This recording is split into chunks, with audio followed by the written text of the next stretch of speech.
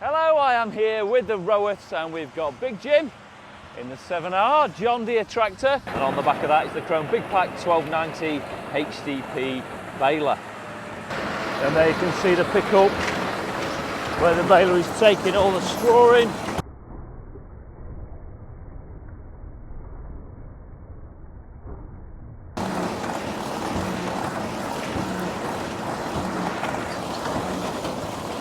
And you can hear it doing all the knotting and compacting as that bale comes through, and that one's about to drop off. Down it comes, and that's a 4x3 bale.